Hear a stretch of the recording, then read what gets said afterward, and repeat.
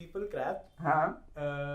An internet artist, a digital artist, sold a collage, not even a painting, a compilation of 5,000 of his works in a collage for $69 million. Think about that number. बहुत ज़्यादा पैसे है भाई. 69 Nice. million. 69, nice. NFTs, bro. Okay. NFTs are basically non-fungible tokens.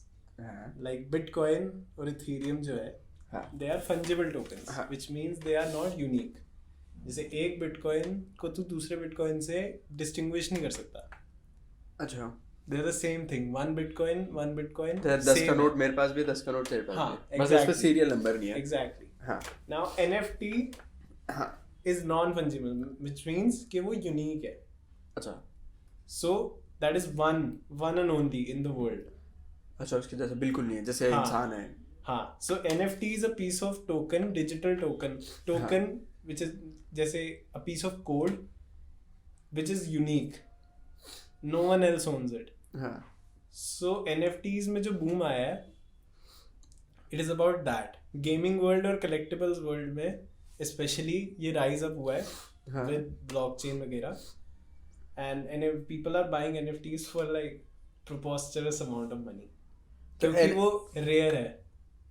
Rare है. NFT एक commodity है, एक चीज है. इज इट अ थिंग और NFT is something that holds monetary value?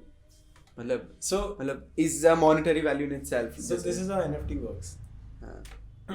So cryptocurrency obviously शुरू हुआ था, हाँ. and that uses blockchain technology, which is like an open ledger जिसपे सारी transactions दिखती हैं, हाँ.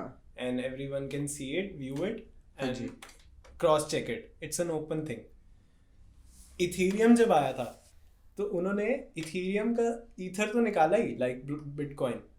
They had a currency, but they were like कि ये जो blockchain technology है open ledger वाली, इसका हम क्या क्या uses कर सकते हैं. अच्छा. हाँ. So they were not focused on just currency, just the digital currency, cryptocurrency. They were focused on blockchain technology. So they were like इसका हम क्या क्या यूज़ कर सकते हैं. तो उन्होंने शुरू किया smart contracts. They were like कि ब्लॉकचेन पे हम कोडेड कॉन्ट्रैक्ट्स कर सकते हैं, बीच में फाइनेंशियल इंस्टीट्यूशन की ज़रूरत नहीं है. अच्छा. तो जैसे तेरे और मेरे बीच में कोई फाइनेंशियल एग्रीमेंट हुआ है, हम एक स्मार्ट कॉन्ट्रैक्ट साइन करेंगे और वो एग्जीक्यूट हो जाएगा. जैसे इस डेट को मेरे को तेरे को पैसे देने हैं, I don't have to give a shit about it, you don't have to give a shit about it. वो हो जाएगा, एंड वो हो ही जाएगा. You cannot stop it once it's done, or I cannot stop it once it's done. वो code process होएगा ही होएगा. अच्छा. So वो उसने उसको यूज़ किया. Then Ethereum also had Ethereum virtual machine उन्होंने यूज़ की, कि उन्होंने एक प्लेटफॉर्म दिया डेवलपर्स को कि आप हमारे ब्लॉकचेन पे आके जो इस प्लेटफॉर्म पे काम करती हैं वैसी एप्स बनाओ, जिसको वो डैप्स कहता है, डिसेंट्रलाइज्ड एप्स. तो वो उसको डैप्स कहता है. तो उसने कहा कि इस पे यूज़ करो. तो वो बेसिकली ब्लॉकचेन टेक्नोलॉजी और जो ओपन लेजर टेक्नोलॉजी था उसको एक्सप्लोर करना चाह रहा था. इसलिए Ethereum is the second largest and continues to rise. NFTs भी इथीरियम ब्लॉकचेन ही यूज करता है. Ethereum is a platform, ether is the currency. Ethereum is a platform, blockchain को इथीरियम कहते हैं. NFTs इज समथिंग कि तेरा एक गाना है या तेरा एक फोटो है जो तूने खींची है, या तूने एक पीस बनाया है, JPEG है तेरे पास इमेज में, तूने एक ग्राफिक डिजाइन किया है, या तूने एक पीस ऑफ कोड लिखा है, TX टेक्स्ट फाइल है, वो नोटपैड में लिखा है तूने. तू अपना एक इथीरियम वॉलेट खोलेगा. इथीरियम वॉलेट कह रहा हूँ, तू एक क्रिप्टो वॉलेट खोलेगा, उसमें तू इथीरियम खरीदेगा थोड़ा सा. तू उसको रेयरेबल या ये जो भी साइट्स हैं, ये यूट्यूब की तरह है. आप अपना उसको वॉलेट को कनेक्ट करोगे. हाँ. आप उस पर जाओगे, आप अपनी JPEG अपलोड करोगे. JPEG, गाना, MP3, कोई भी फाइल, मोस्ट लाइकली जो भी तेरे पास है वो सब अपलोड हो सकता है. तू उस पर अपलोड करेगा एंड वो साइट उसको एक नॉन फंजिबल टोकन बना देगी, जिसका मतलब है एक पीस ऑफ कोड बना देगी उस ब्लॉकचेन पे, और वो यूनिक होगा. हाँ जैसे तेरी JPEG फाइल को एक NFT में बना देगी वो, हाँ अच्छा समझ रहा है, हाँ एंड दैट इज यूनिक. मान ले तूने 50 NFTs बनाए, हाँ तो 50 NFTs के अलावा इट डजंट एग्जिस्ट एनीवेयर. हाँ, गूगल पे सर्च करके JPEG डाउनलोड कर सकता है, अच्छा लेकिन वो ब्लॉकचेन पे वो 50 ही है वर्ल्ड वाइड. जैसे लोगन पॉल ने अपना पोकेमोन कार्ड बनाया था, हाँ and he sold like 300 NFTs उसी के, made like 3,000 million, funny 3 million in a day selling those because they are unique. तू JPEG वही कार्ड की JPEG डाउनलोड कर सकता है अपने PC में.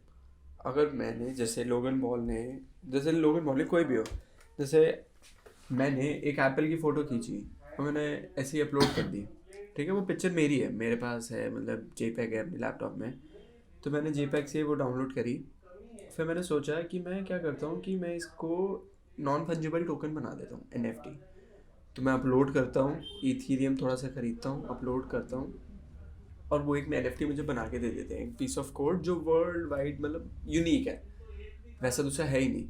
तो अब मुझे एक बात बताओ, अगर वही सेम फ़ोटो जैसे तुम्हारे पास भी है, वही सेम एग्जैक्टली सेम, तुमने भी थोड़ा सा इथीरियम खरीदा और तुमने भी एक NFT के लिए अप्लाई किया, नॉन फंजिबल टोकन के लिए, तो फिर भी तुम्हारा मेरा टोकन अलग होगा. ऑब्वियसली अलग होगा, क्योंकि तूने और मैंने जो फोटो खींची वो अलग है. नहीं चाहे मतलब वो सेम, हाँ चाहे वो सेम चीज की फोटो है. नहीं, अगर same ditto same photo use करियो.